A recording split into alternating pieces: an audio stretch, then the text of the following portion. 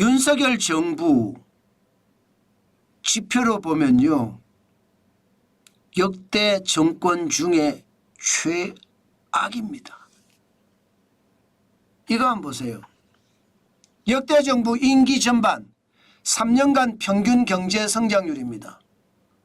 예, 보시면 김영삼 대통령 때는요 8.6%예요. 굉장한 고성장을 했죠.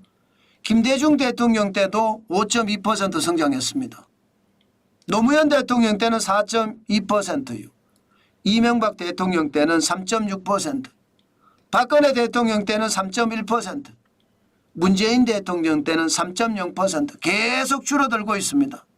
그런데 윤석열 대통령 때는요 3년 임기 전반이 2.11%예요. 그렇게 될 가능성이 높아지는 거예요. 더 떨어질 수도 있다. 더 떨어질 수 있습니다. 지금 이대로면 충분히 더 떨어질 수 있습니다. 당장 말입니다. 도널드 트럼프 대통령 당선인 행정부 2기가 시작이 되잖아요. 그러면 더 떨어질 거예요. 내년 성장률 전망이 여러분 알다시피 2.1% 내외입니다. 그런데 투자은행들은요 2.1%가 아닙니다. 더 낮췄습니다. 1.7% 후반도 지금 이야기하고 있습니다. 심지어 한국은행은 내년 성장률을 어떻게 잡을지 모르지만 현재까지 나오는 어떤 정황을 보면요 1.1%대 후반도 예상하고 있습니다. 경제가 이렇게 윤석열 정부가 최악이라는 겁니다. 역대 정권 중에 진짜 최악이잖아요. 제가 말씀드렸습니다. 이게 윤석열 정부의 책임이기도 하지만 앞서서 문재인 정부에서 제도적으로 꽉꽉 얽어매 놓고요. 더불어민주당 야당이 공영 야당이 되니까 문재인 정부의 경제정책을 그대로 개성하기 때문에 이게 경제가 피지 못한다. 그 말씀 제가 드렸는데 그게 현실화된 겁니다. 윤석열 정부는 아무것도 안 했어요. 눈에 보이게 한 것은요. 탈원전 이거 말입니다. 없앴다는 거. 친원전으로 바꿨다는 거. 이거 외에 뭘 크게 성과를 냈다 이렇게 생각할 수 있는 게 솔직히 그렇게 없습니다. 지금 말입니다. 경제의 허들이라고 이야기해야 되나요? 아킬레스건들. 빨리 걷어내야 됩니다. 이거 안 걷어내면 역대 정권 중 최악이 아니라 우리 경제가 최악으로 몰릴 수도 있습니다. 김대기 청와대 전 비서실장이 그런 얘기했잖아요. 터지면 끝장이라고. IMF 외환위기에 몇십 배 될 거라고. 그게 현실화될 수 있다니까요. 당장 말입니다. 여러분.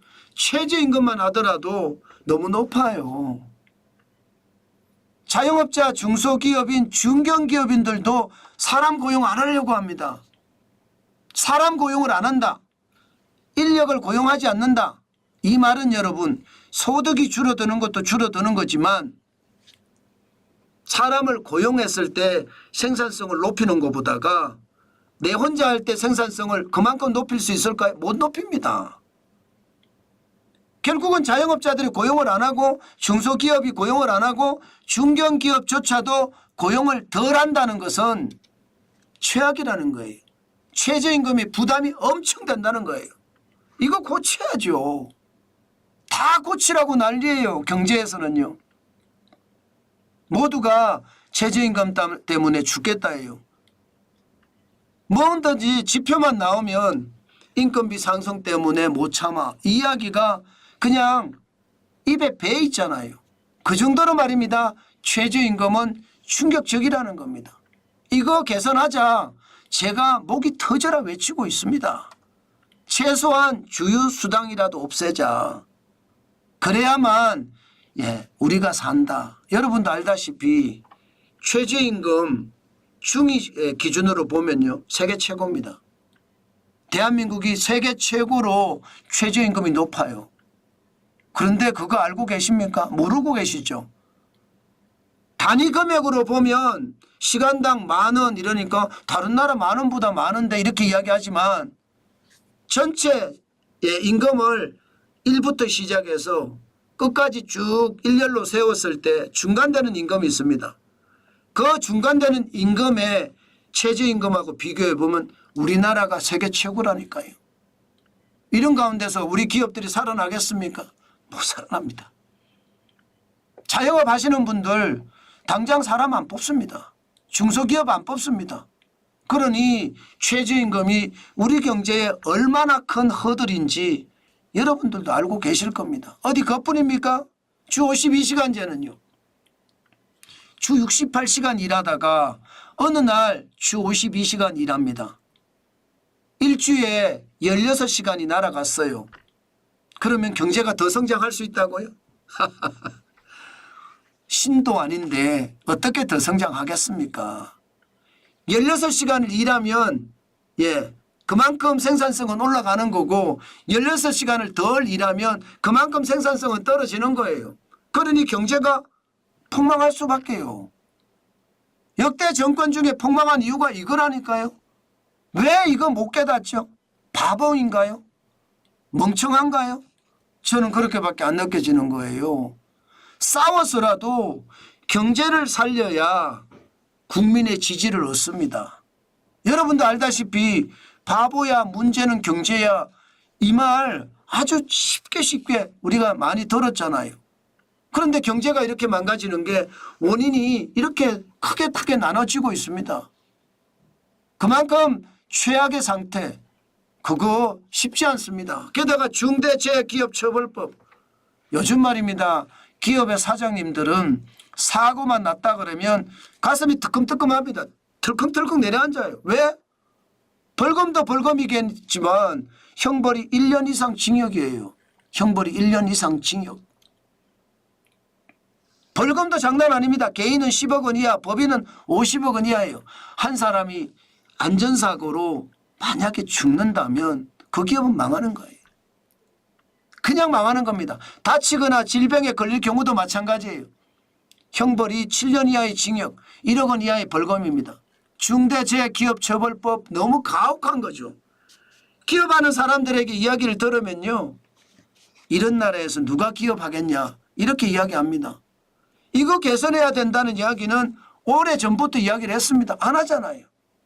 그러니까 나라가 망해가는 것은 어떻게 생각하면 당연한 겁니다. 윤석열 정부가 이 문제를 모를까요? 알 겁니다. 그런데도 수정을 안 하고 있잖아요. 못하는 건가요? 아니에요. 금융투자소득세는 실제 야당이 굴복을 했잖아요. 그러면 국민이라는 가장 큰 여론을 등에 업고 저는 개혁을 하고 개선을 해야 된다고 생각합니다. 공영 야당이라고 해서 끝까지 버틸 수 있는 게 여론에서는 못 버팁니다. 그런데 지금 우리는 뭘 하고 있는 건가요?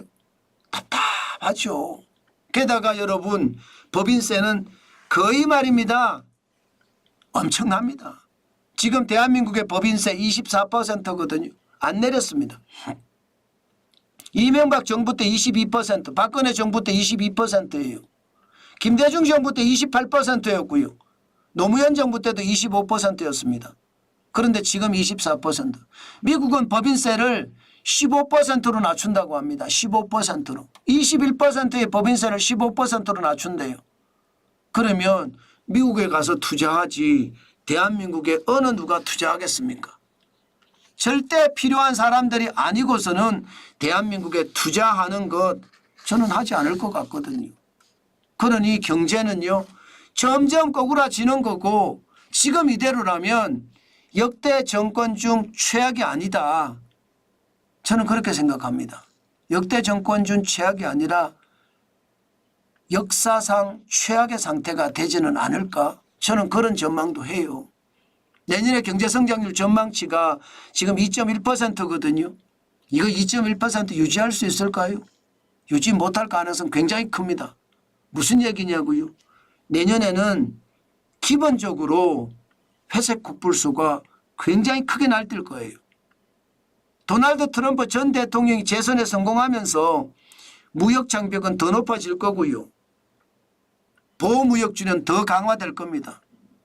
여기에 자국우선주의까지 합치면 우리에게는 중국에 대한 견제 때문에 기회도 있겠지만 실질적으로는 최악의 사태가 될 수도 있습니다. 저는 윤석열 정부가 지금 제대로 하지 못하잖아요. 그러면 진짜로 최악이 된다. 오죽했으면 제가 제목을 역대 정권 준 최악, 제발 정신 차리세요. 이렇게 제목을 달았겠습니까? 저도 아는 일이에요. 저는 일개 필부에 불과합니다. 필부도 경제가 어떻게 하면 좋아질 거를 알고 있다니까요. 그런데 머리 좋은 천재들, 권력자들, 국가 지도자들 도대체 뭘 하는지 모르겠어요. 저는 여러분 반드시 바보야, 문제는 경제야, 이 말 머릿속 깊이, 뼛속 깊이 새기고 개혁을 서둘러야 합니다. 그렇지 않으면 그냥 개박살 납니다. 그 개박살이 최악의 사태가 될 수도 있다는 것, 저는 지금 여러분에게 말씀드릴 수 있습니다.